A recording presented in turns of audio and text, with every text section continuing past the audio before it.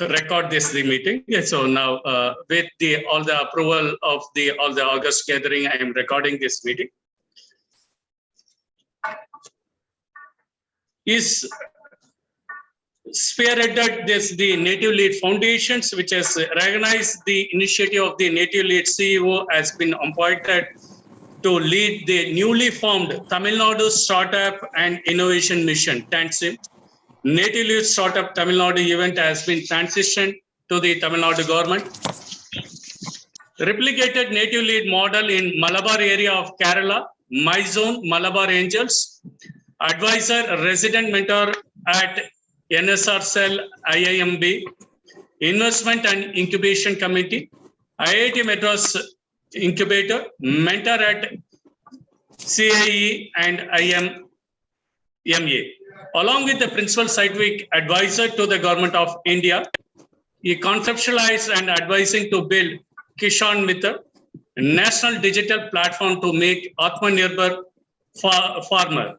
Nidhi Aayog consultation group member, science and technology and innovation sector, headed by the Vice Chairman, Nidhi Aayog, member of NABARD Roundtable of Agri Entrepreneurship. Is an expert jury panel of Government of India National Entrepreneurship Award, Government of Karnataka, Elevate, Forbes 30 Under 30. Is an advisor of Startup Oasis, VIT TBR, Cultural IP Rights Initiative, 3i Mobility, Shell Foundation, World Research Institute, Gramina Incubation Center of Bhagatwatula Charitable Trust. He made more than 26 investments in Boson Water, Rural Basket, and various other companies. 11 boards. So he is spearheaded, especially for the Boson Water is a water recycling. Farmers is a farm to home, safe to eat fruit and vegetables. Carbon Masters, waste to bio, CNG, organic fertilizer, neurosynaptic, telemedicine, enabling technology to the quality and the affordable healthcare to masses in rural and the remote areas of the technology. Go up, online marketplace for the cooperative. Unifor, voice recognition for the 60 plus languages and 100 plus dialects. Fresh World as an observer, farm to home vegetables to the clean tech smart cards. Sagas, zero waste management. Recycling 100 tons of the waste a day. SP robotics training to the school students. Lumer is a seed to table organic. Satwa Consulting, Happy Hands, and Native Lead Foundations. He is spearheading the Indian Institute of Management case studies on the 3 of his portfolios: Go Co-op, Sagas, Zero Waste, and Fresh World, and now published in the Harvard Business Publishing and taught in the colleges all over the world. Mr. Naga also served as a president of Atlanta and the San Diego chapters for the Association of India's Development. AID received the Times of India Social Impact Award in 2011 from the Prime Minister. The movie Swedish was inspired by AID. Earlier in his career, as president of the CDC Software, world's 12th largest enterprise software company, South and Southeast Asia, managed sales and India Engineering Center of Excellence. During the 16 years of his tenure, he grew from the systems engineer to president, involved in growing the company from $50 million to the $400 million with ups and downs. At the age of 35, youngest executive to be given country head responsibility. Entrepreneurial culture that he inculcated made the company to be shortlisted the prestigious Next Practices Award for promoting innovation and the entrepreneurship by NASCA. As a globe trotter, traveled 26 countries, now resides in Bangalore. Naga holds BE degree from the Nagaraja College of Engineering, and MBA from the San Diego, Kansas State University, United States. We welcome you, sir, on behalf of the VIT University, and we request you to enlighten the young and the energetic research scholars and the faculty colleagues to come into the entrepreneurial journey. Now, the podium is yours. Thanks, Cyril. I think it was pretty long and boring. I'm sure how many people had dozed off during it is very, very important for the all our colleagues. There are more than 250 participants now, so they will be looking for the interactions. Awesome, great. So I think very good. Thanks for the nice intro, and this is very important now for you to look at some of these stories, because I'm glad Arul had read out all that, right? And if you look at many of these are all, it takes effort, and it took many, many years for many of these startups to get recognized, and each one of them had picked up areas which is very, very unique. So now, so I'm told, I think you're all scholars, and you're all experts in your own area of work, 30 plus disciplines that you're all joining from, and very big salute to all of you, because in a fast food culture and in a 2020 culture that everybody wants a quick returns of things, right? So I have hearing like people saying that, I have to finish like 12 years of education plus 3 years, 4 years of college before I earn. But if my goal is to earn, why do I need the education? I was just meeting, there was a small cafe started near our house, and this girl, probably 12, 13-year-old is there, and they were mentioning about, she's interested in food. And instead of going to school and stuff, and they're teaching her, baking, and already working towards a cafe. So this is the attitude of today's world, is about why do we need to spend like 12 plus 4 plus another 3, 4 and all that? Can I jump into the earning part? I think that is very valid point. But at the same time, what they fail to understand is about today, technologically, the world has advanced leaps and bounds, right? Millions years ahead in terms of technology and various things we are doing. Technology does not mean that an app or an IT, but every field you take, I think you are coming from 30 disciplines. Every discipline can go deeper in understanding, bringing up new innovation to make this world a better place, right? So I think that is the reason I want to salute you, because you're not stopping at 12 plus 3 and you're going beyond. I'm sure some of these disciplines would require 5 years, 6 years, 7 years of research work to put out your thesis. That means that require a lot of tenacity and perseverance in your side to go at it. I'm sure you're under pressure from family and friends that you are 28, 29, why are you still studying? You should be making more money, earning and all that stuff, right? And I was told that majority of you doing this, pursuing this full time. So that means that, you're not doing as a parallel to get a promotion in this college you are in, but you are pursuing this with a lot of, interest, and you want to achieve something. But what is that achieving something is what that we're going to talk today, right? If you look at across the country, and I'm sitting in this Niti Aayog panel on innovation and science, and we talk about how do we take the country ahead in terms of innovation. We are playing just catching up, right? What should we doing leaping forward, right? And various spaces, similar discussion happening in Tamil Nadu Innovation Cell as well, that how do we take these innovations way ahead? I think this is where, I'm very glad I was telling your team a few weeks back about, I want to talk to you to understand, because this dilemma that I see across in many colleges, Indian Institute of Science, I had a long discussion with the director there, and he always says that, they are spending 12 plus 3, and it is science, So they're going to be another 7 years, 6 years they're putting on, right? So they're going to be 30, 31 by the time they finish the PhD, and there is no appetite for them. They are end up as postdocs, and predominantly most of them catch the next flight to a US institute as a postdoc. So this seems to be the only way out, it seems, for the Indian scholars. I did a session similarly for people who left the country. There is an organization called Research Opportunities in India. I think they call it as an ROI.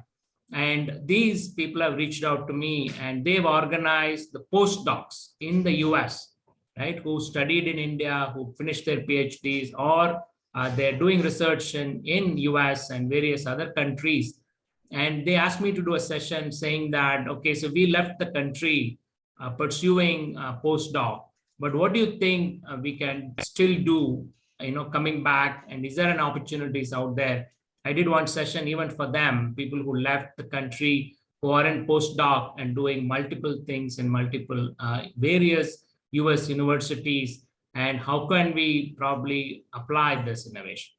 So with that, context on what we want to talk today, and I do not have a PowerPoint presentation. So that means that we can have a more interactive session, and you're all highly, intellectuals, and I want you to argue with me intellectually questions. So please put in a chat box. What do you want to learn today? You can just put it in text, or you can unmute and talk, whichever works for you. You can ask me any questions. So what do we want to learn today, right? And what are the areas for me to cover, and we can have a very nice discussion. Based on your questions, I can start putting out what I want to talk about. Yeah, please go ahead. Yeah. Sir, Karthikeyan sir, please proceed. Sir, namaskaram. Sir, two questions. One, I will ask first in Tamil. First, Tamil கேட்றேன். சரி. அதுக்கப்புறம் இங்கிலீஷ்லயும் கேட்கிறேன். You can take any way how you can answer. Where are we leading towards? அது நம்ம எங்க போய் கொண்டிருக்கிறோம்? இந்த start up culture எங்க போயிட்டு இருக்கோம்? அது ரியலாவே இந்த சோஷியல் இம்பாக்ட் மாத்துறதுக்கு நாங்க என்ன செய்யணும்? நான் வந்து இங்க சோஷியல் ஆண்டர்பிரினர்ஷிப்னு ஒரு சென்டர் நடத்திட்டு இருக்கிறேன். ஒரு 13 ஸ்டார்ட் அப்க்கு மென்டரா இருக்கேன் சார், சின்ன லெவல்ல. இதை நாங்க இன்னும் எப்படி அக்ரெசிவா கொண்டு போனா, இந்த இன்ஜினியரிங் வந்து it's a very big tool, அதை நம்ம கொண்டு வரணும். அது இந்த சேலஞ்ச் எப்படி நீங்க ஃபேஸ் பண்ணுவீங்க? Yeah, very good, very good. I'll give you some. You are based in Vellore, is it? VIT Vellore? ஆமா sir, Vellore sir, Vellore sir. So there is a center for social entrepreneurship. Yes sir. Awesome. So next time when I come, I want to spend a little more time with you on that. Yeah. Okay, please, great. Sir, yeah. Anyone else? Any other questions?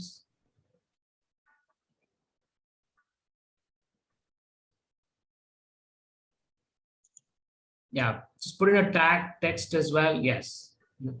How we transform our specific real field of research work. Yes. Yeah, Aditya, we'll talk about that. Yes.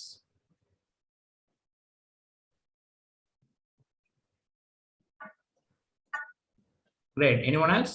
Okay, we'll go on and we'll pick this up now. How do we manage the finance to fund? Yes. Okay. Yes. Very good. Money, right? So that's a major myth around the money part as well. Yeah, financial aspect and acquiring funding.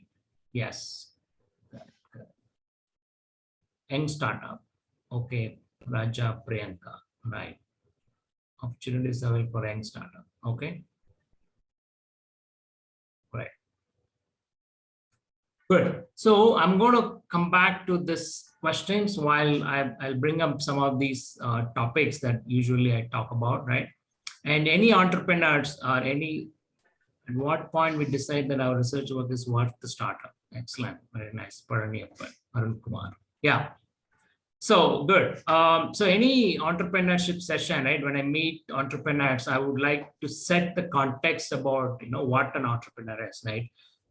This is what I'm going to help you to figure out for yourself as well, that what is the context of your research work that you're doing just for the paper part of it, or you're really delving into solving some serious problem, right? How many of you can sing a song? How many of you can sing? You can just put it in the chat box, yes, no. I just want to see, get approximate how many people. All right. Okay, there's one S out of 274, 3 S, 4, 5, 6, 7, 8. Okay, all right. Okay, 9, 10. Okay, awesome. Yeah, we have very nice group of people saying we can start a VIP orchestra as well. Yeah. All right, Narul.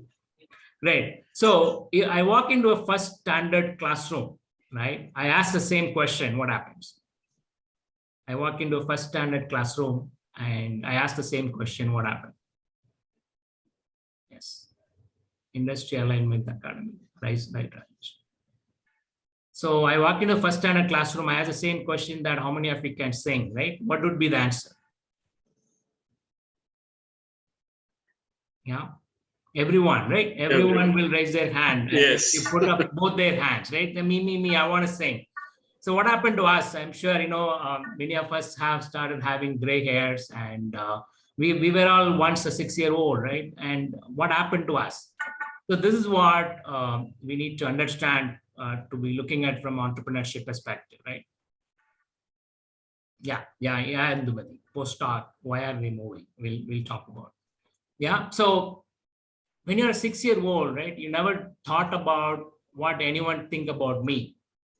And all you know, maybe a Twinkle Twinkle Little Star or Baba Black Sheep or whatever it is, right? You'll start jumping and singing. But the moment I asked you this question, the last 30 seconds, what happened to your head? Okay, so this is, is about research. We are all scholars. What is talking about singing a song, wasting my time? So I have, lab work is happening, and I think this seems to be a boring session about singing a song. And all these discussion going in your head, right? This is called voice of judgment. When you're a 6-year-old, we never had this voice of judgment. We never thought about this, right? The moment somebody say, can you sing? We'll start singing. But today we will analyze, we will overanalyze. We are all scientists today, right? We'll apply all the formulas available in the market to see that I'm a good singer or not, right? So this is called voice of judgment. What this has to do with entrepreneurship? In entrepreneurship, when you talk about an idea, so yes, Madan Lal, focus on finance. Okay, yeah, we'll come back to that, right? So in entrepreneurship, right, you pick an idea that you want to solve, right? You want to work. And the more people you tell about your idea, right? The more people you talk about the idea, and the more people are telling you are wrong, you are on the right track. What does that mean? Right? The more people you tell that you're going to work on this idea, the more people are telling you that you are wrong. And that means that you are on the right track. What does that mean? Anyone? Yeah. Because they never thought about it, right? That's what ordinary citizens and entrepreneurs that differ. People see a problem and they call us a problem for all the time. Yes. But entrepreneurs see a problem and call that as an opportunity. People say that, okay, in India, nothing will happen. We missed the boat on Industrial Revolution, or blame it on the British or Mughal, whatever, right? So we always say that this won't work here. It'll take time, or we don't have the capacity. Always there'll be somebody there to discourage you. And these are all ordinary citizens, right? An entrepreneur never blame anybody. You see a problem and you start working on it. When you go tell more and more people about what the problem you're solving, more people are telling that it's not going to solve and you are wrong. You have to behave like a 6-year-old. Don't bother about that. A 6-year-old singing a song, you should have a guts to ignore them. And the more people say you're wrong, that means that you are creating a product that is so innovative that many people have never thought about. Right? So that's the level of innovation that you're working on. So that is the capability an entrepreneur needs, a 6-year-old, an attitude that don't bother about if anyone say that your idea is not going to work. Yeah. Yes. So now the second question, right decision and right time. Yeah, Nagaraj, but that's the problem, right? Nobody knows what is the right decision is. Nobody knows what the right time is, right? After you have taken the decision, if it works, you can write a book about I am the genius, right? But if it doesn't work, people will call you that you are a failure. So this is where that, there is never a right time and right direction. You just act. Don't think too much, right? Like a 6-year-old, if you're sitting and thinking that when is the right time, okay, I'm going to get married, settle in life, get like 1 lakh salary, stay in US, and then I will start doing that, I think it will never happen. You have to jump. The moment you think that this is a problem and I want to work on it, and I want to create an entrepreneurship out of it or a company out of it, we will say just jump and start doing it. Because there are a lot of tools available we teach at IIM, but entrepreneurship, end of the day, it is an art. If we take Bill Gates today and give him 100 rupees and say start all over, we can't expect that it's going to be a success story, right? So entrepreneurship is an art, but with the various tools and technologies, we can get better at it.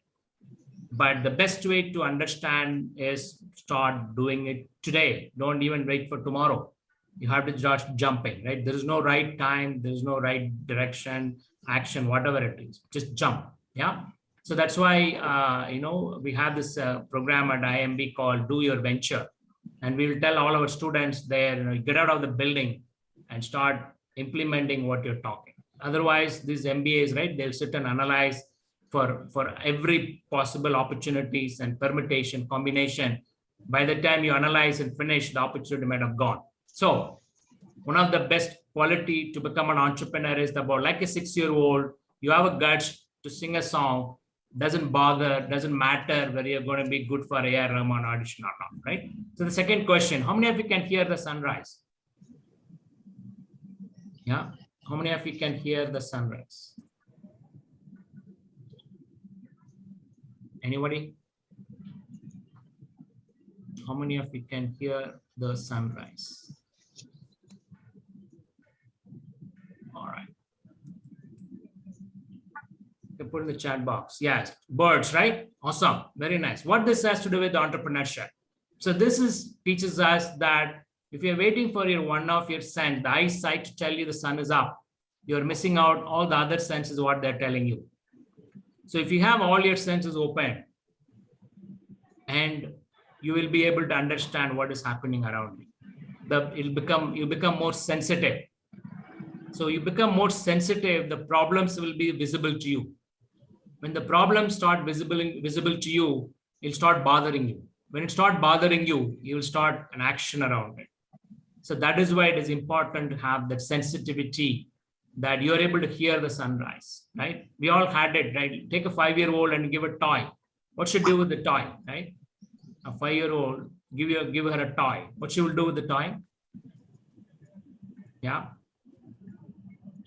She would play with it, she will explore it, and she put it in the mouth. The mom will tell you it's not edible. She's applying all her 6 senses to understand what the toy is. This is called childlike curiosity. We all had it. We all had the childlike curiosity, we lost it. The study says that the moment you move to the 8th standard onwards, that we are losing about the childlike curiosity. Yes, Akshara, right? Explore, break it, absolute. So when you look at things like childlike, you'll start looking at, problems. Otherwise, you see a problem every day, you become numb to the problem. You see a waste lying around. Oh, it is a counselor problem. It is a politician problem. It is someone else's problem, right? We don't have water today. In Bangalore, I'm sure you're in VIT, right? So water. So what we do, we'll start blaming on someone else. Like how much we are doing on rainwater harvesting, right? What is our ground table water and how much water we are consuming, how much we are recycling. So we're not looking at all of those. We'll just look at the problem, call that as a problem, blame it on someone else. So this is what, when you do not have a sensitivity, like an ability to hear the sunrise, the problem does not bother you. Because we don't have a sensitivity, or you look at the same problem every day, you become numb or you become indifferent to the problem. The problem no longer impacts you. So this is what entrepreneurship is all about. You have just 2 qualifications. You see a problem and you identify that this is a problem that I'm going to work on. More people say, no, it's not going to work. Behave like a 6-year-old, sing a song and create a solution. This solution that you've created, it should go to the person who has the problem. And this person should pay money and she bought your solution and she's happy, right? If you're happy, you will tell maybe 4 people, right? You bought a product, you're happy, you will tell 4 people. But if you bought a product, you're not happy, you will tell the whole world, thanks to the social media today, right? That company is dead. So in a business, number one thing is a customer delight. Can you make the customer happy? So this is what you have to start looking at as a research person. Invention become innovation when it is commercially successful. Otherwise, it's a trophy collecting dust in your shelf. So your invention becomes innovation when it is commercially successful. That means that, is it solving somebody's problem?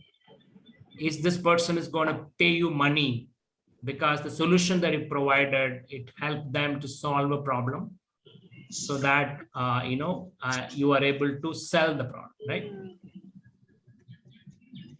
Yes. So to become an entrepreneur, you need only 2 qualities, right? An ability to hear the sunrise and ability to sing a song like a 6-year-old. These are the only 2 qualifications required. You can be a scientist, you can be a business person, you can be a 10th pass, 10th fail, does not matter. To become an entrepreneur, the only 2 skills required. Yes, Julie, failures. We'll talk about failures as well. Yes, only 2 qualifications required to become an entrepreneur is an ability to sing like a 6-year-old. Don't bother about what anyone's going to say about it. Second is hear the sunrise. So you are sensitive enough to pick up problems which are around us. So when you start picking up problems around us, you are becoming more of an application level. That means that the problems, the solution that you're developing is based on a pain point that you're able to observe. Once you started looking at only one thing which is important to be a successful entrepreneur is customer happiness. Who are your customers? You have to ensure that they have a customer delight. So that is the thing. So I'll just stop here and probably take some more questions. I have all your questions in mind as well. I will keep addressing that as well while we move forward. So she was like, Yeah. she got this. You can mute all the others. Someone else. Yes, sir. Compulsory. இன்னைக்கு evening கூட ஒன்னு இருக்கு FTP-ல register பண்ணனும் but the registration was limited. Dear participants, if you have the internal interaction, kindly mute the mic. Okay, so I request those who want to interact with the guest, kindly unmute and also use the chat box. It's only for PhD scholars. Great. So now the point we'll talk about is about, now we understood, right, what it take to become an entrepreneur. So the thing is, when you start having excuses, we can have excuses.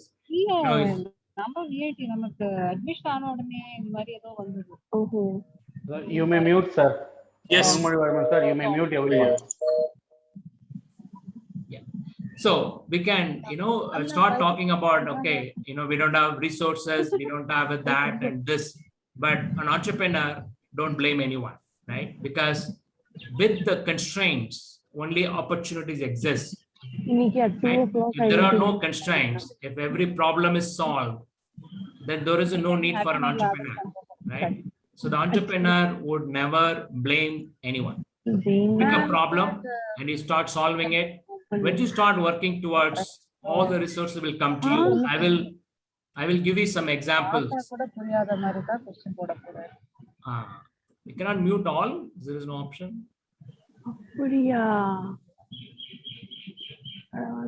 Sir, kindly remove that Priyanka. Pasupalati is also talking. Sir, I am just not started. Kindly mute Priyanka. Sir. She is interrupting, sir. Thank you, Pasupalati, sir. Okay, great. So now, the point that we have to look at is around the next level is about 3 category of startups, right? I always talk about.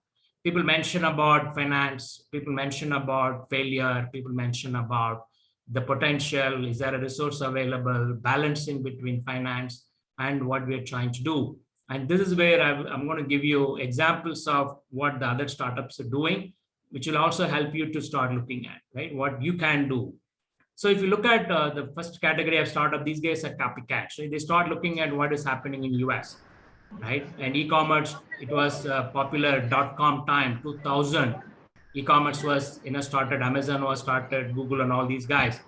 But it took 2015, 15 years for e-commerce to become popular in India, right? Any idea why it took that much time? Why it took 15 years for e-commerce to take off in India? Anyone? The internet connectivity was not so much. Yes, so internet connectivity one, right? So what other reason? Yeah, adaptation, internet, Security also. security, correct. My name is Nikita Sharma and Yes. I'm a research scholar. Privacy. Sir, I am having one doubt. Yeah, you have a question? Go ahead. Yeah, sir. I have one question. Sir, actually, I want to ask that. Yes, go ahead, please. All right. So, Hello. yeah. Nikita, please ask your question quickly. Sir, I want to ask that what is the difference between the startups in developing countries and the developed countries? Correct. That's what I'm just about to mention. Yes. So we're talking about 3 category of startups, right? The first category, what I'm talking is about, the first category is about copycat. Yes. Yeah, e-commerce took 15 years. If you look at and why it took 15 years, the problem is the trust. People are not trusting this company. Who is going to take my money and run away, right? So how did they solve the trust problem? So they solved the trust problem using cash on delivery. They said, don't pay me, you buy and the product comes to your home and you pay after seeing the product, right? So that's how they solve the trust of the problem. Because what this teaches us, technology doesn't mean anything, right? 15 years, there are a lot of e-commerce companies shutting down in the country. It took 15 years to understand the psychology of the customers. We have to think like an Indian, right? We're a trust deficit country. We're not going to trust anyone. So they solved the trust problem, then the industry took off. So technology could be amazing. You may have an amazing technology, best in the world and all that. But if you don't understand the psychology of your customer, whatever may be the awesome technology is yours, you're not going to succeed. That's an example that we taught. We copied a beautiful technology that worked very well in US, and we thought we just copy paste in India, it's going to be successful. It took 15 years for somebody to understand the psychology, then it took off. So that is what you have to understand as a research scholar.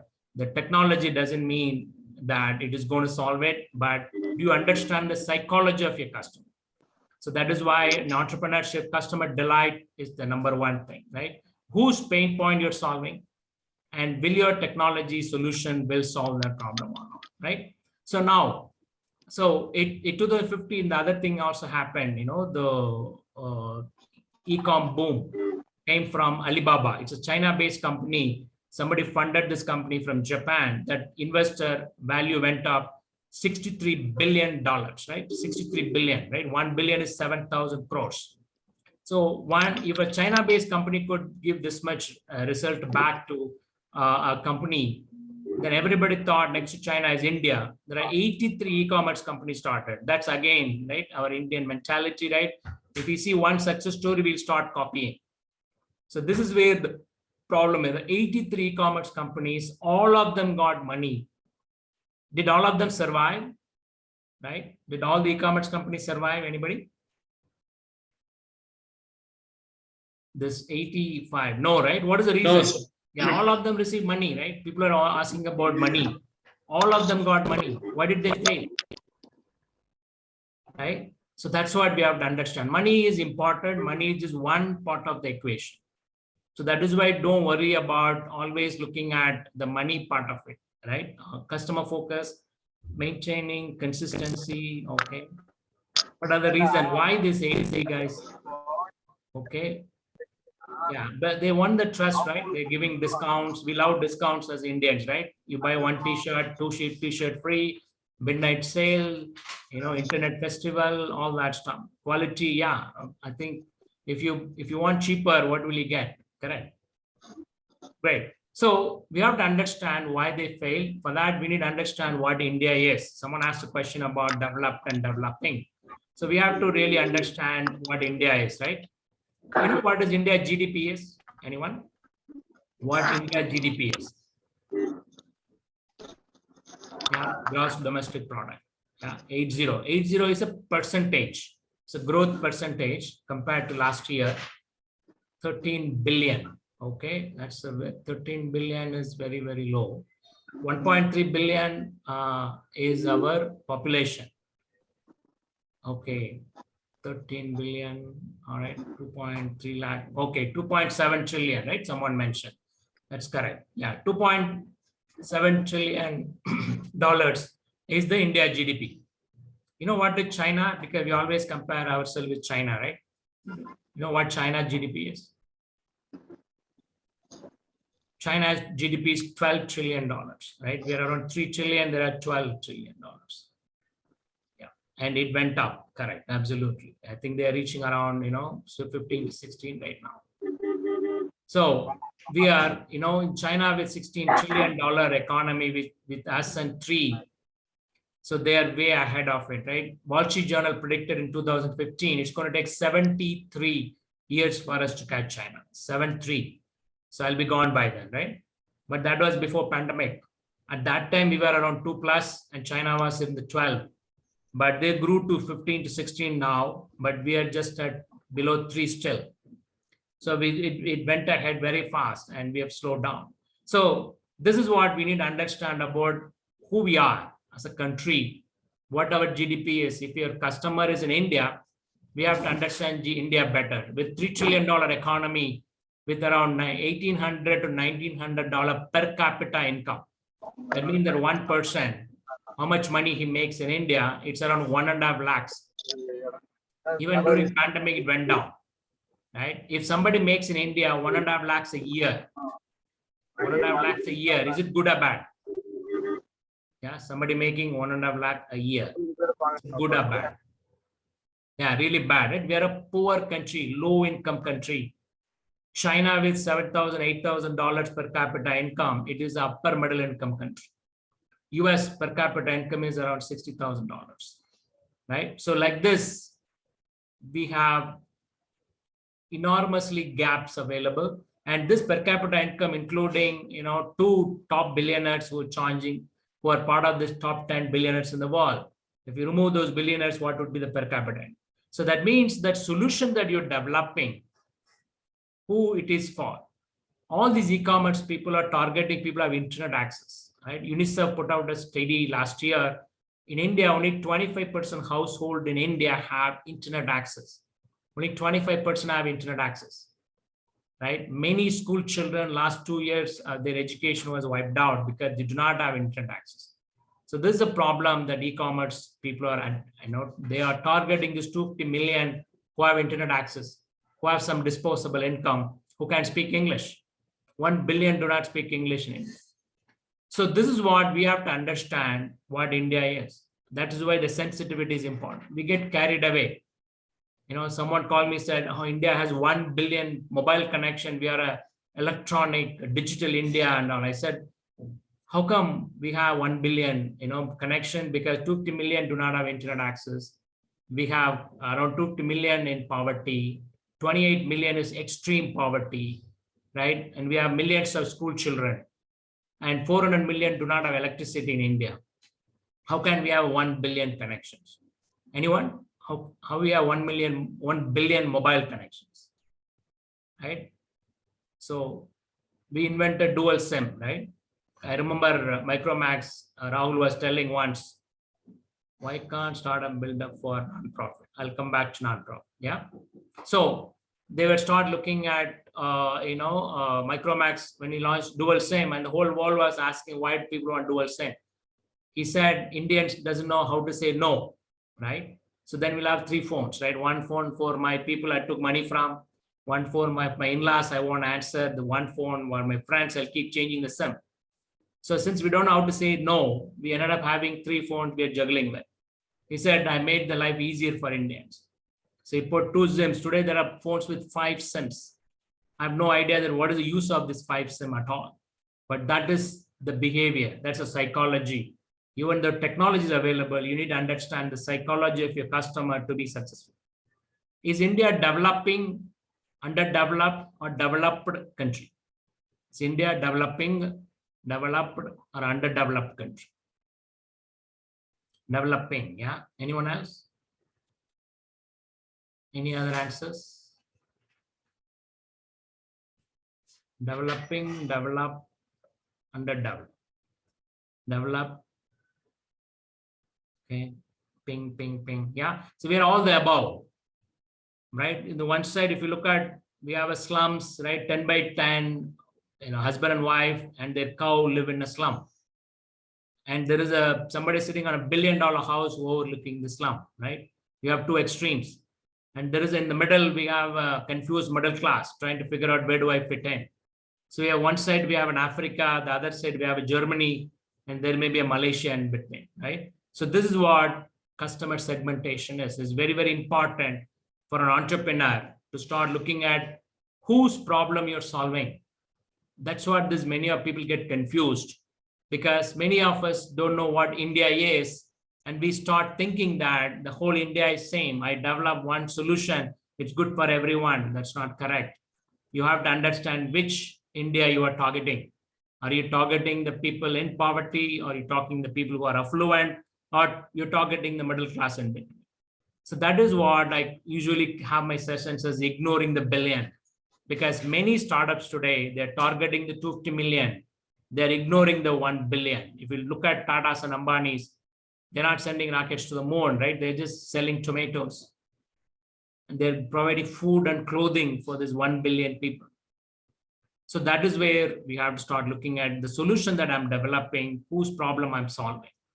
And it'll help you to start looking at them as a customer. And then let's figure out how do we reach the customer. Yeah. So that's first category of startup. The second category of startups, what I call is about solving, playing to India's strength, right? So what is our strength? What is India's strength? What is India's strength? Yeah. What do you think is population? Yeah. Yeah. Thanks to C.K. Prahalad, right? Who was a professor in San Diego University, and the C in Prahalad stands for Coimbatore. Yeah. So C.K. Prahalad told the whole world population is a good thing. There's no more triangles, right? Earlier we had this population control. People thought is population a good thing. He wrote an article which became a book called Fortune at the Bottom of the Economic Pyramid. Yes, population is one. What other strength we have? Any other strength? Yeah, young population, right? 50% of the country is below 27. So that young population, how do we look at channeling that energy? Otherwise, this young population energy is wasted towards our Tamil movies, or you have your Bollywoods and IPLs and Facebooks and games, right? How do we channel that young energy towards their intelligent people? Wow, I think somebody is very, very optimistic, right? We're all intelligent people born in India. That's interesting. Unity, yes. Is that there? But we are trying to divide it up, right? Divide on everything possible. Look at Facebook. It's a very nice thing for people to collaborate. But every caste in India, you'll have a Facebook group. So we know whatever is given to us, we know how to divide it, right? We divide states, we divide districts, and we create caste groups in Facebook, and we'll start talking to only our group people. Yeah. Industry development, yeah, we missed the industrial revolution, but there is a potential, right? So all these things, right? One major strength that India has, it's India's problems. Every problem you talk about, right? Pollution, power, electricity, water, and then you have potholes in there, corruption.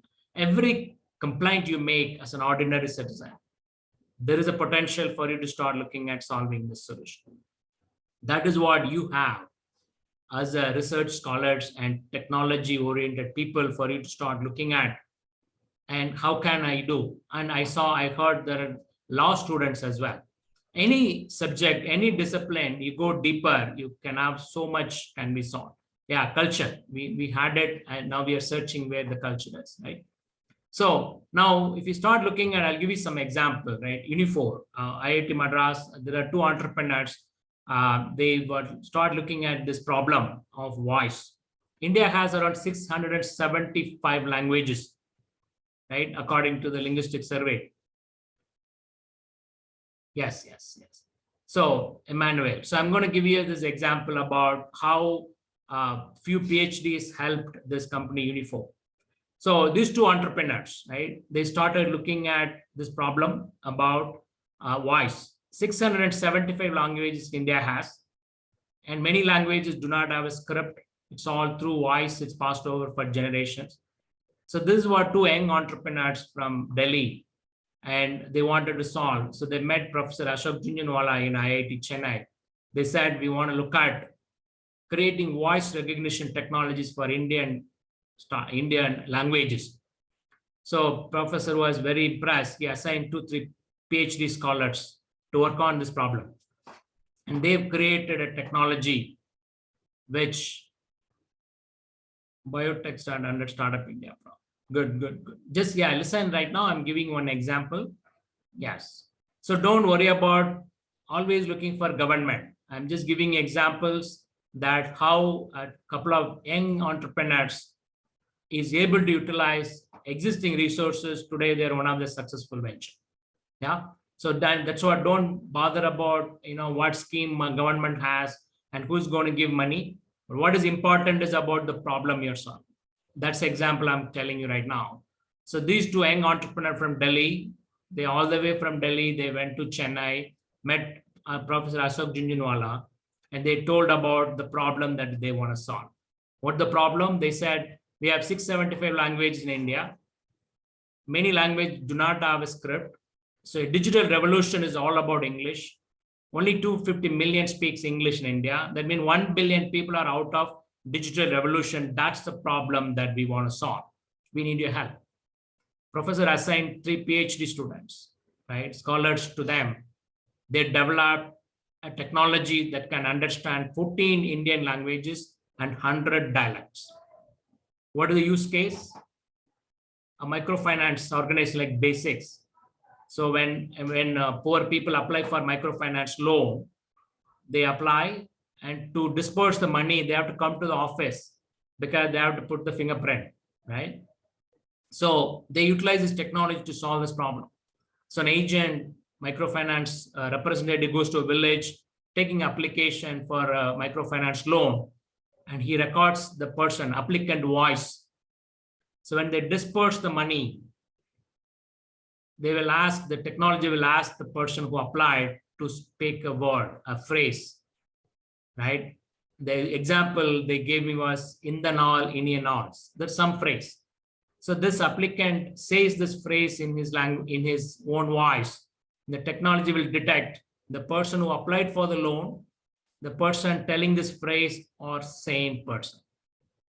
Like your fingerprint, like your iris, your voice is unique. It is a biometric. That is what they rely on.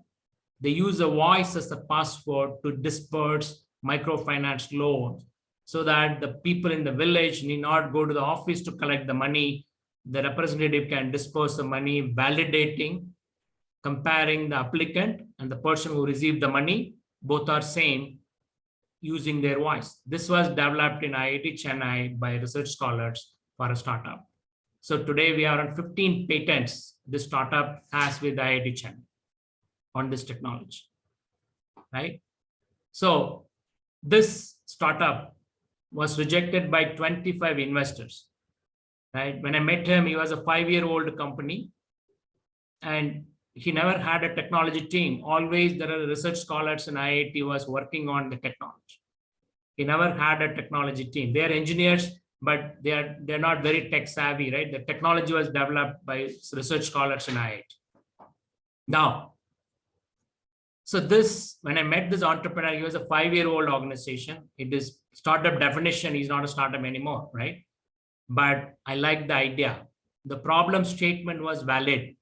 After hundreds and hundreds of years of British brainwash, you have only 250 million speaks English. It is not going to change tomorrow, right? It's going to take many years to bring more people speaking English. That means the problem statement of 250 million speak English and the rest are all out of digital revolution, that problem statement is valid. The solution is original. They have developed a solution for India's problem. It is an original solution. They have not copied from anybody. If your problem statement is valid, solution is an original, never give up. Right? Keep on working on it. You will succeed. Unifor is a great example. After 5 years, when I met him, I like his perseverance. I said, I'm going to invest in you. Right? But when Professor Asaf Junjanwala reached out to me and he said, I don't want your money.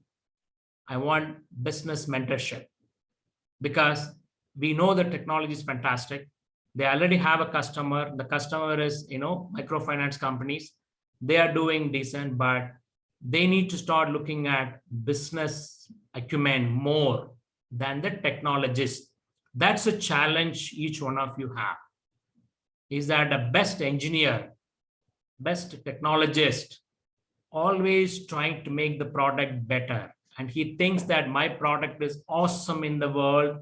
People should line up to buy my technology. That's the attitude that needs to change if you want to become an entrepreneur.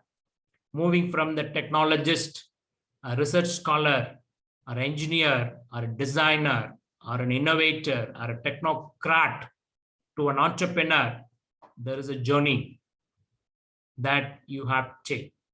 A best entrepreneur not only is thinking about his product, but he's thinking about his customer more than how great my product is, because he is solving a pain point for a customer, so that the technology that you're developing, it should solve the problem of the customer. If it does not, it is an invention collecting dust. It is not an innovation. Invention becomes innovation when it is commercially successful. That is a point here is about, he said, these people want business acumen. They want business mentoring. That's where I want your money, and you come and spend time with me.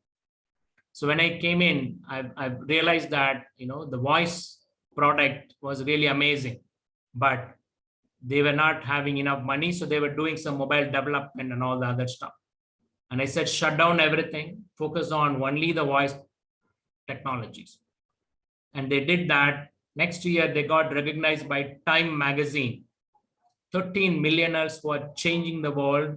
Only one person from India, that is Umesh, the founder of Unifor.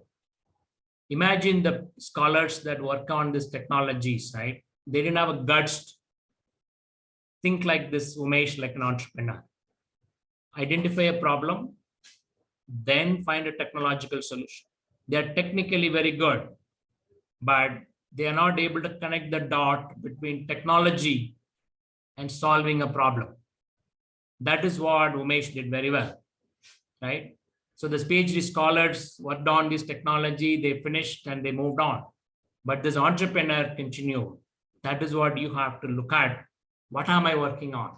Am I working on this technology because technology's sake, or I'm working on that one day this technology is going to change the world?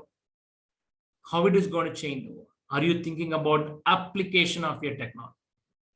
Is what you're doing is just for a thesis, finish the Viva, and I'm just done. I'm catching the next flight, go to US, or I get promotion to become faculty in VIT or whatever, right? But that is where the difference comes in. What you're going to do with this thesis that you're developing, is it going to change the world? Is it solving a serious problem? Is it solving a pain point? And how can I take this and apply? How can I move from a research scholar or a technocrat to an entrepreneur? Only thing, you have to have these two qualities: sing like a 6-year-old, ability to hear the sunrise, so that the technology that you're developing, it is solving a pain point, right? So he got this Time magazine recognition, and MIT in US saw that Time magazine recognition. They looked at the technology that was really awesome, and they gave an MIT award. There, John Chambers, Cisco chairman, came as the mentor, and he saw this technology and he liked what Umesh has done. He wrote a $10 million check. There, he didn't go for money. He went for mentoring, right? At the end of the mentoring session, John was asking, you guys have any questions? Umesh said, yes, I have one question. I have a great technology, but I have no idea how to sell to this company called Cisco. He's asking the CEO of Cisco this question. He laughed at it and said, I like the question. So that question turned into a relationship, right? The mentorship, and he wrote a $10 million check. So don't go towards where is the money. The purpose is clear. The problem you're solving is clear. You will be surprised which side, which quarters, who's going to support you. But you keep your perseverance on, you will have this person rejected by 25 investors, got money from me. And suddenly John Chambers writing a $10 million check. So today the technology developed for farmers of Tamil Nadu, right? He signed up with 24 lakh farmers with the government of Tamil Nadu. That weather forecast converted into technology, voice call goes to the farmer every day. When a farmer calls and say, I'm growing chili, what should I do? It does audio mining automatically. If it is tougher, it connects to the call center. So this technology we developed for the tribals of India and farmers of India. It is solving American Express and MetLife insurance companies' problems. It became a global leader in conversational AI. Why a Cisco chairman telling a Chennai startup, incubated IIT Chennai, built by a bunch of scholars as the best technology? Because voice recognition today, Google, Apple, Amazon, everybody, they have billions and dollars of R&D budget. Microsoft R&D budget is $9 billion. Today, a Cisco chairman is telling a Chennai startup that he's the future of voice. Why? In 5 years, he was waiting for nobody investing. He was waiting for the investors. He was listening to 25,000 hours of Indian voice every day. That made his technology so awesome, detecting this at 98% accuracy, which nobody in the world has it, even Google. So this is the potential that you have in front of you, a technology that you're developing, or the research work that you're doing, how deeper that you're going, or you're doing copy paste. And I hear all the story, right? You go to the library, copy paste, and pick up 2-3 theses and pick few. And there are people even provide you thesis, on money basis. You pay them how many pages you want in your thesis, they'll get it done.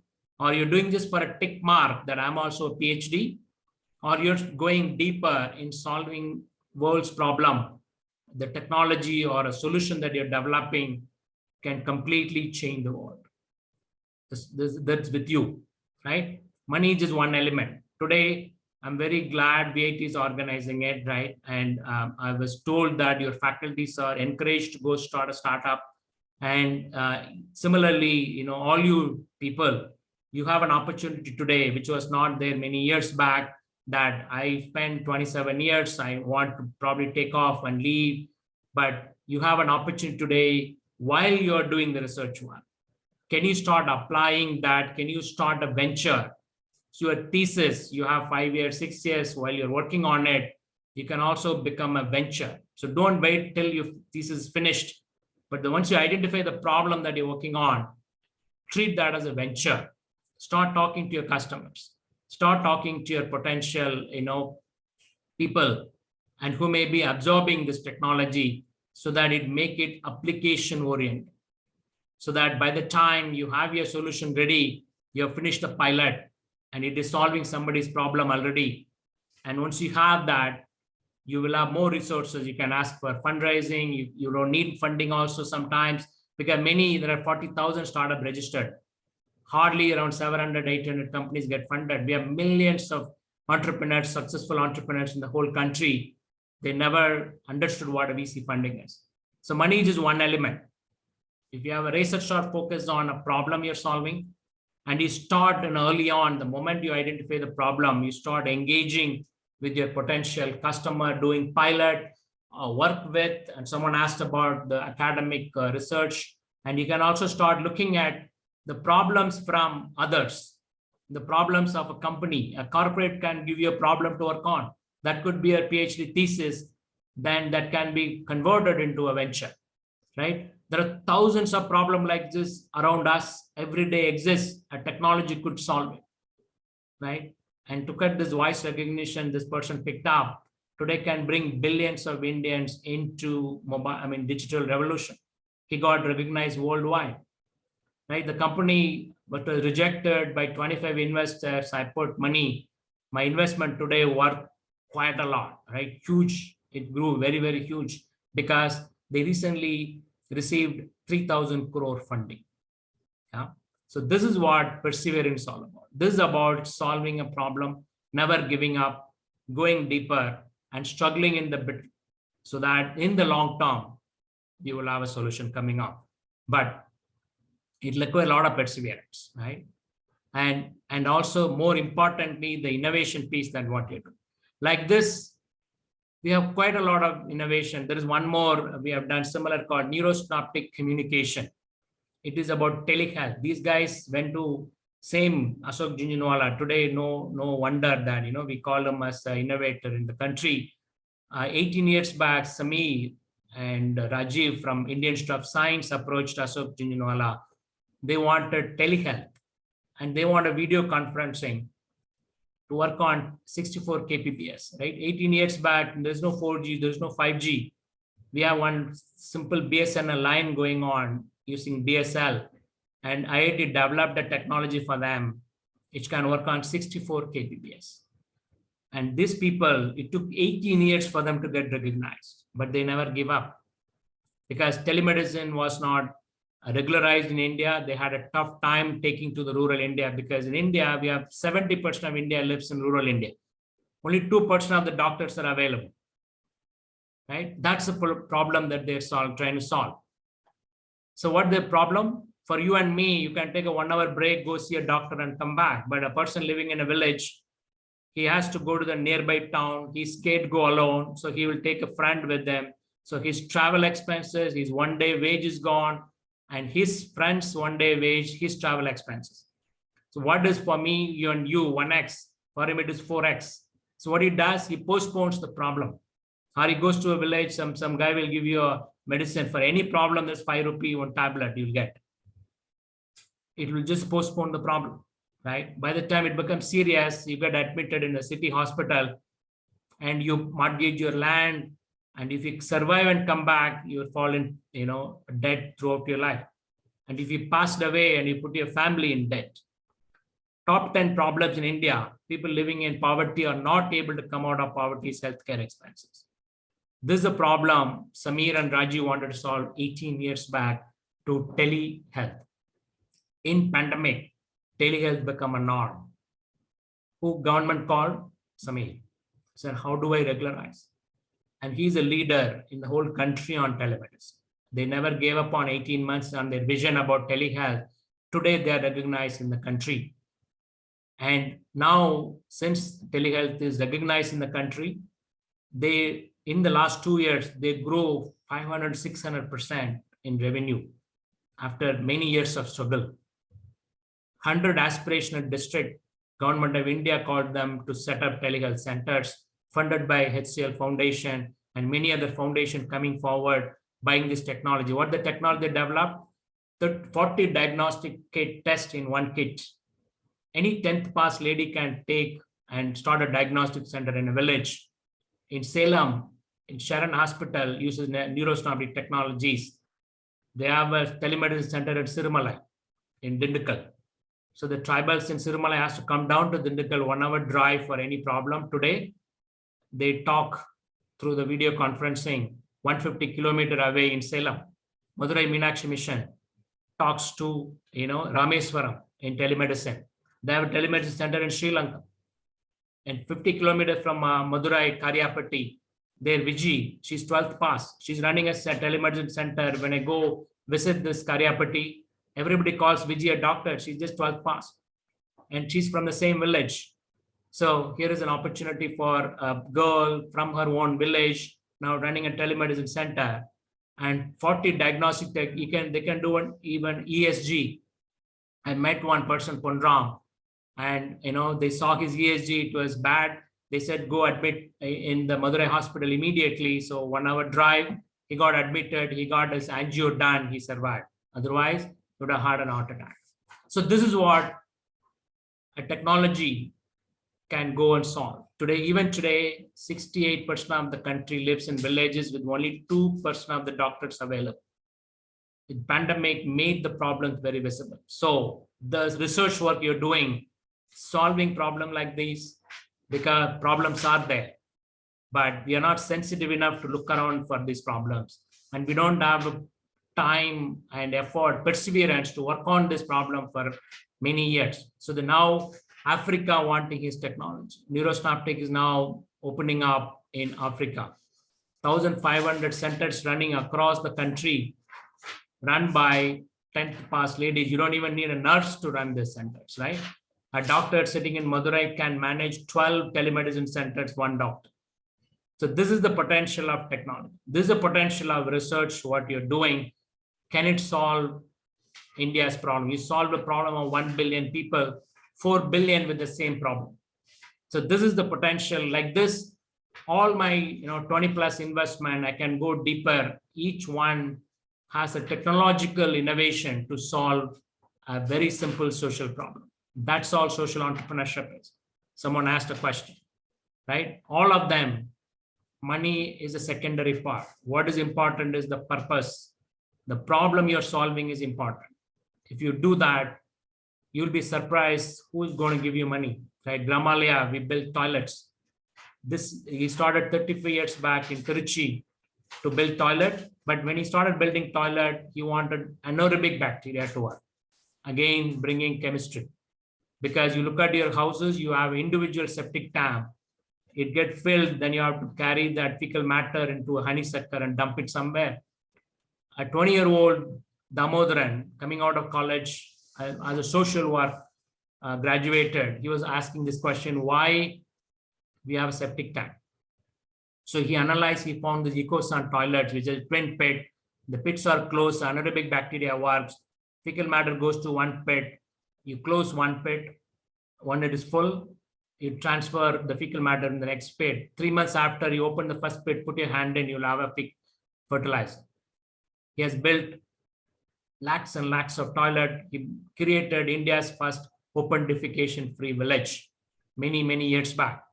The previous government planning commission, Monteng Singh Ahluwalia visited Tiruchi and put it in the planning commission. This model should be what India should follow. That becomes Swachh Bharat by the current government. This year, he received Padma Shri, a toilet man of India from Tiruchi. Even people in Tiruchi has no idea who this guy is. So that is what perseverance required to become an entrepreneur. 35 years working with shit, right? Remember, today everybody is talking, but 35 years back, somebody talking about fecal matters, how much stigma around it. We have all this caste system, all this problem, but that is what you have like a 60-year-old singing a song. Don't bother about what anyone think about you. When you pick up a problem, behave like a 6-year-old. And to pick up a problem, you need to be sensitive enough. Somebody picking up the problem 35 years back, today government has picked up. So, but 35 years, you never give up. Who funded him? Matt Damon, a Hollywood movie actor. What is the connect between Matt Damon and some person in Tiruchi? Matt Damon started working on sanitation. He has an NGO called water.org. He's got this Hollywood actor catches a plane, charter plane, and goes to Tiruchi to meet Damodaran and goes back to US. So he funded Damodaran. Yeah. So money is just one element of it. What is important is a problem and how are you solving it? When you solve it, are you solving sustainably? Right? Today, the world has two problems, climate change and inequality. So every problem you solve, are you solving sustainability? That is social business, so that you're measured on triple bottom line, not only profit, your ability on planet and people as well. So this is what you have an opportunity today, because the innovations, what you're working on, the research work, what you're working on can go deeper in solving many, many problems. This is India's problem, but same problem exists in Africa, many developing countries. The third category of startups, again, a challenge for all of you, disruptive innovation. We have zero in the country. We have zero disruptive innovation. So people ask, what is disruptive innovation? We have OYO rooms, right? Disruptive innovation means the person who invented the light, Edison, And he had an angel investor called JP Morgan. They started GE, General Electric. Even today is the most valuable company in the whole world. Where are our Edisons? The problem is a person studying metallurgy in US, working on next version of Gorilla Glass, that is in your cell phone. But person studying metallurgy in India, and after bachelor's, you want to write an algorithm to find cheapest phone in Amazon. All these guys, whatever, metallurgy, physics, chemistry, biology, everybody want to work on writing some stupid Java code for some IT company. They're not going deeper on their core subject. But that's why I'm giving a very big salute to all of you. You are research scholars. You went deeper in your subject for 20 plus years. And you are all the best people the country can rely on creating disruptive innovation, which is zero in the country today. You could be the next Edison coming out of India because you already spent years and years in your own subject. But now you have to start looking at application. The disruptive innovation needed in many areas. We have 7.5 billion people in the whole planet. Look at, I'm sitting in Bangalore, the power went off right now. The generator came up. Startup capital of India don't have power. Power is the number one problem today. The whole world do not have an energy source that can solve 7.5 billion people energy needs. Every source node man today cannot solve this problem. What is the new source of power? You have the solution. You could find out. 2/3 of the world is water. We have a water problem. You are VAT, you have a water problem. So what is the solution? 2/3 of the world is water. We have water problem. You can find a solution for it. Mobility, right? In US, we have 700 cars per 1,000 people. In Bangalore, we have 100 cars per 1,000 people. India average is 11 cars per 1,000 people. We have a traffic problem. I lived in Atlanta, 14 lanes till they have a traffic problem. Where is land to put 14 lane in Chennai or Bangalore or Madurai or Bangalore? We cannot put 14 lanes. So what is the future of mobility? Not metro. The metro is a 100-year-old technology, right? London had celebrating metro, 100-year-old, their underground. We are shamelessly copying metro, which is a 100-year-old technology, because all our PhDs are ready to go to postdoc and they are not looking at what is the future of mobility. We can tell the whole world have no solutions, right? What is the future of mobility? Nobody in the world has a solution. You can be the solution finder. The solution need not be technology as well, right? I know I've heard you have law students and literature and many parts. The solution could be disruptive in terms of bringing people out of poverty, like microfinance. Muhammad Yunus, professor in economics, he innovated one solution that brought billions of poor people in banking system. What is the innovation? Joint liability.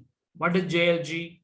When the whole world rejected poor as not bankable, and he invented one idea. He goes to a village, he pick up one street, he'll give money, but these people who are taking money from him, they have to be neighbors, right? Four or five people next to each other.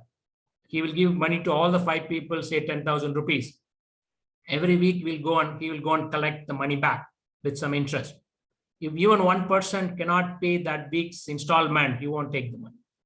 All of them together should pay. So what happened? So if a person A could not pay that week, a B, her friend will pay for her. Sometimes A will pay for C. So every week he got the money. Nobody said no.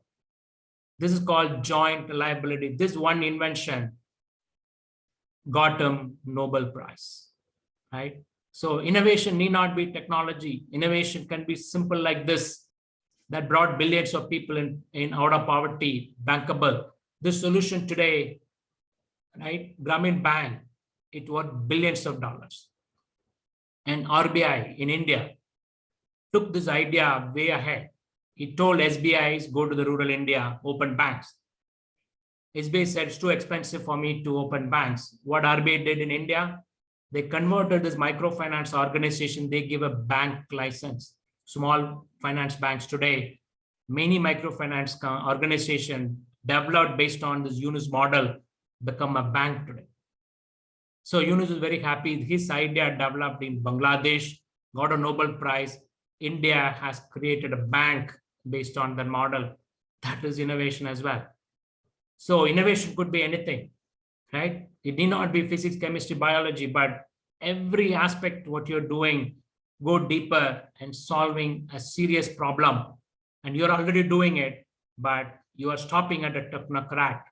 And you have to graduate as an entrepreneur with two qualities: ability to sing a song, hear the sunrise, and all of you can become an entrepreneur. I'm sure whatever you're working, this is going to be amazing. All the 267 of you today can become an entrepreneur if you put your mind to it. I'll just stop here and see if you have any questions.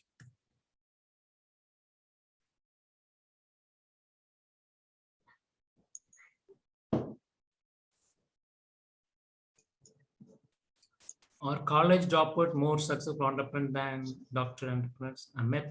Absolutely. Everything is a myth. Only two qualifications required to become an entrepreneur, right? It's about ability to sing and hear the sunrise. So I have invested in entrepreneurs who was college student, out of college. And my oldest entrepreneur is 70 years old, Kevin. And he's working on, bio-CNG plant. You can go to Namakkal and Carbon Masters, you can see that, right? So he's 70-year-old. He's an entrepreneur. So there's no age, there's no qualification, there is no discipline, what sector, nothing is required to become an entrepreneur, right? But if you have all this qualification, your success rate is increasing, but that does not stop you. I have Ashok Kannan working on Happy Hand. He never been to school.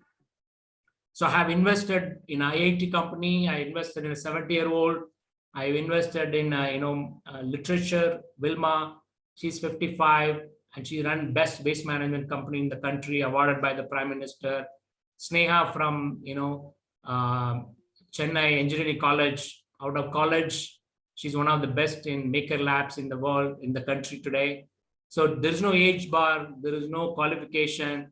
Whether you drop out or you're doing it, only two qualifications required: ability to hear the sunrise, sing a song.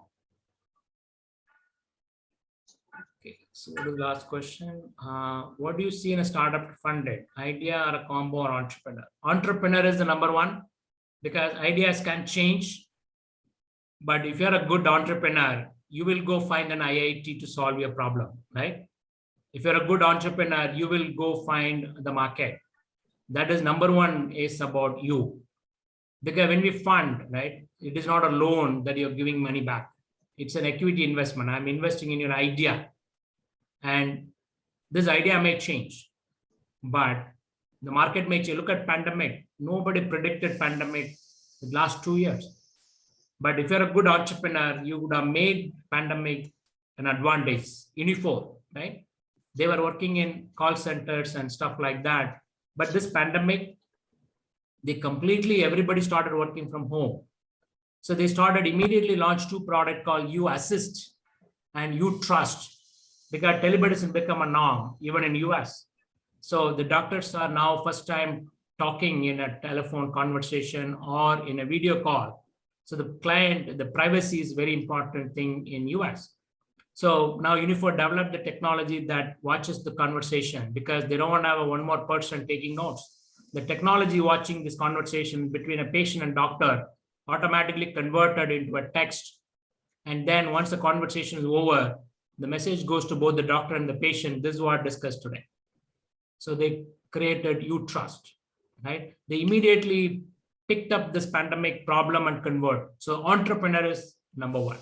Very, very important. It doesn't matter who that entrepreneur is, whether he has a PhD, whether he is 70-year-old, 20-year-old, school dropout, college dropout, does not matter.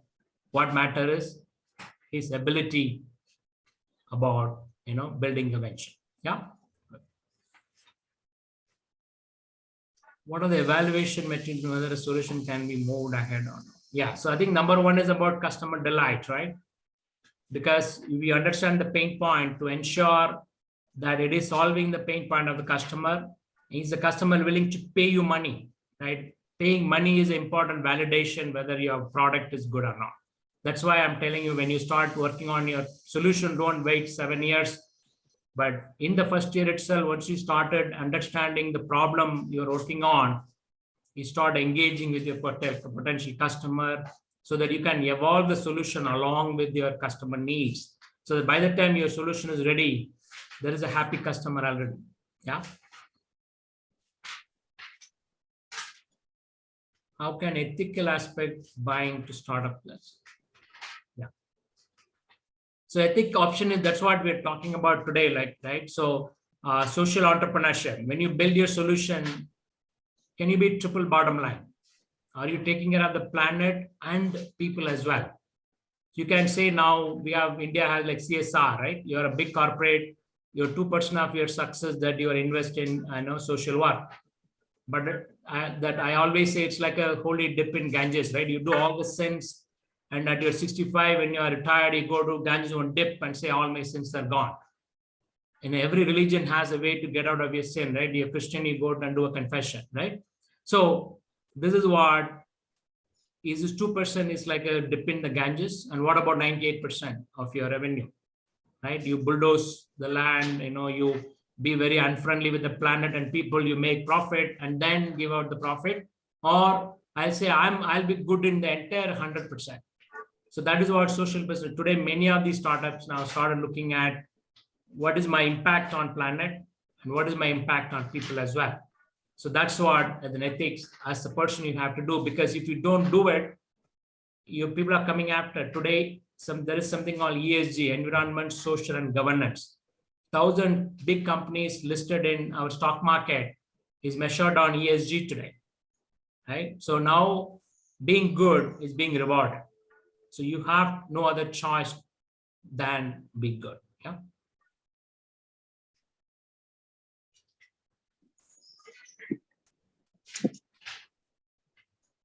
Anyone else? Startup entrepreneur? How can see you? When can I come and see you? Okay. So I will share my LinkedIn and you can probably reach out. I sit at an advisory board of your incubator at VIT. So whenever we do a next physical one, we can definitely meet some of you. But in the meantime, reach out. I'll be happy to have a call with you. So I'm a resident mentor at IIMB. So I'll have you send your link for you to look at. It's my LinkedIn. Feel free to reach out. Any other question? Any other questions from the participants? You can unmute and you can ask if you have any other question you want to directly ask the Mr. Nagar.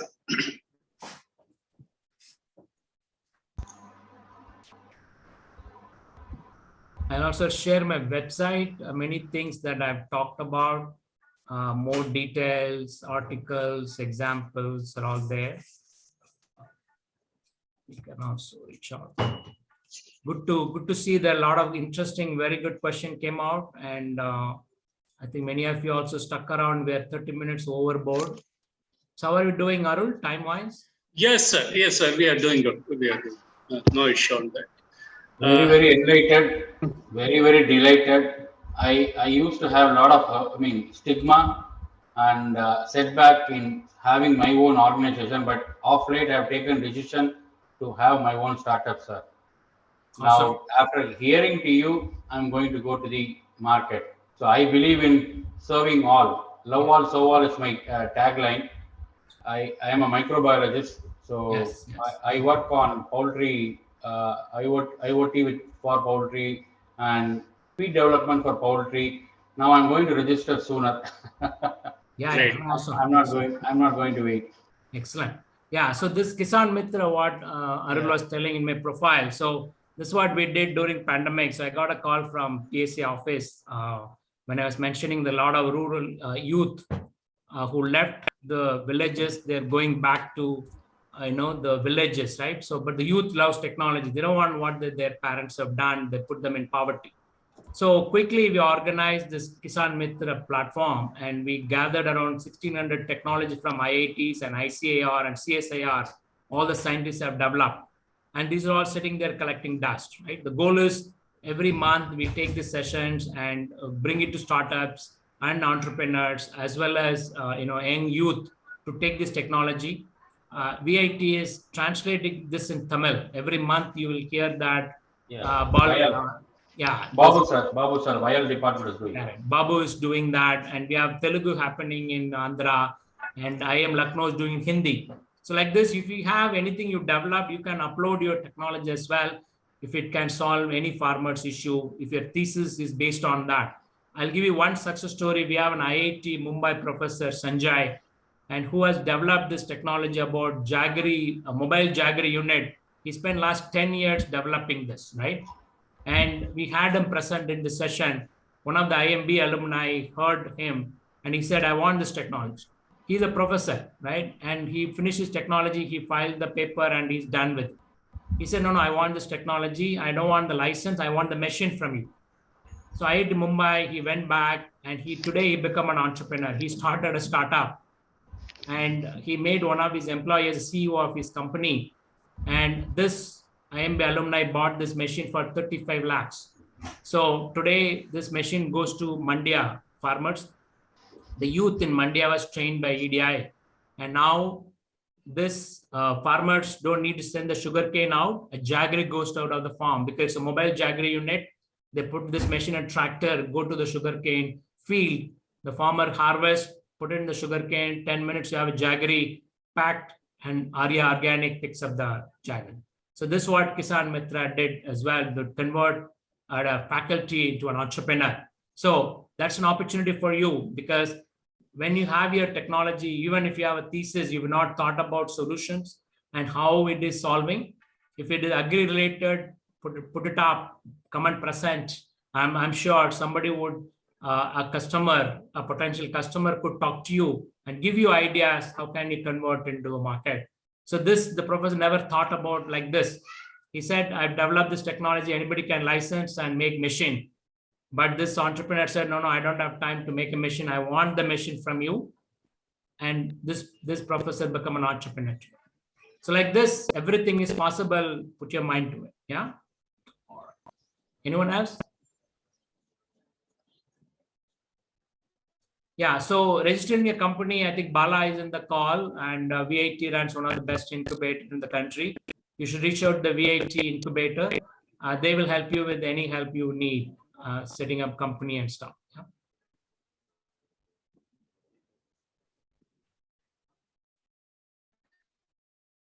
Awesome, great. Well, sir, so it's the pleasure listening to you, sir, for the past 1.5 hours. Yeah, it's the great the discussions going on. So hope all our participants are enjoyed whatever the conversation. You started with the research opportunities, how to convert into the innovation. Dr. S. Karthikeyan has raised about the social entrepreneurship. From there, the interaction goes to the specific track, ability to singing song at the age of 6 years, and that's the uncorrupted mindness, where the bold level of the decision that people can take, and the hearing the sunrise. So it's the two important quality as an entrepreneur in terms of the sensitivity and the curiosity that you have highlighted. Focus on the customer delight is the key aspect that you have mentioned for the identifying the original problem and also the developing solution for that the problem. And think about the solving sustainability. So, and also you have highlighted the category of the entrepreneurs, how they can bring it out the original level of the solution to the problem.